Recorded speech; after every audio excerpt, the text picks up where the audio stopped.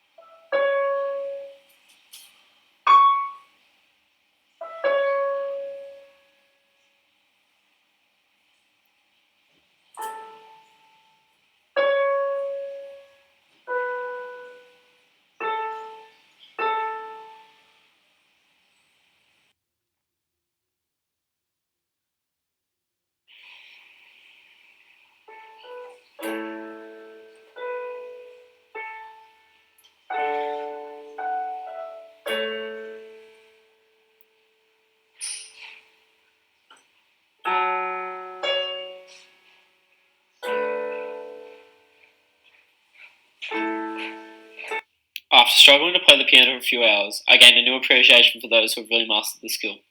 I also recognised the value of being able to play a song that I really enjoyed and knew. This is similar to what DeVries Peter found when he was researching student engagement in music in primary school. He found that students that knew the music they were playing had greater engagement and appreciation for the songs and the class. I've always been amazed by 3D art such as this. They can change our perspective and our view of flat surfaces. So, I wanted to try and learn how to do this on a much smaller, simpler scale. So I attempted to draw a staircase using this 3D video tutorial. From this tutorial, I found that three key aspects were shading, vectors, and size of the lines I was drawing. My initial attempts at the staircase left me rather discouraged, as the video I found had no audio instruction, only visual assistance.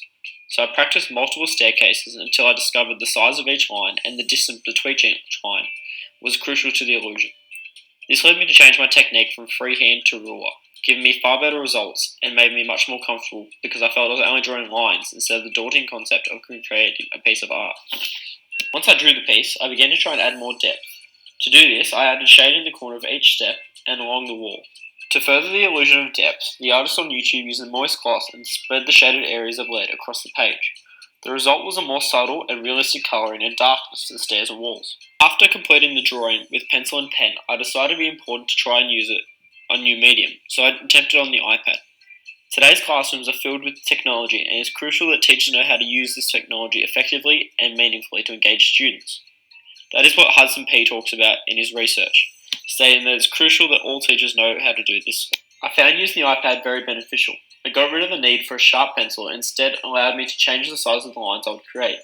It allowed me to draw the exact way I wanted to. However, one drawback was the fact that I couldn't use a ruler on the device, so I changed my style from crisp straight lines to wavy and various sized lines. The very different results the iPad produced for this artwork excited me and reminded me that art is about creation and experimentation. It also allowed me to engage in professional learning and improve my practice with technology, learning how I can better use this in my class for artworks with students. As a 23-year-old, the thought of embroidery brought to mind the idea of an old lady in a rocking chair, spending hours just to create a small flower. However, a friend showed me her amazing artwork she created by stitching onto a canvas, so I thought I'd channel my inner old man, throw on some music, and prepare for 5 hours of Buddhist-like calm. I chose a simple design with mainly straight lines, as I was told curves were much harder to create, so I traced the artwork onto the canvas and began to stitch. After completing the first sleeve and having it take almost 2 hours, I asked for technical help from my friend.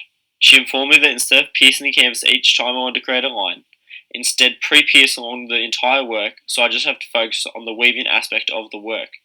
This made my work flow much faster. However, I was faced with another problem: knots in my string.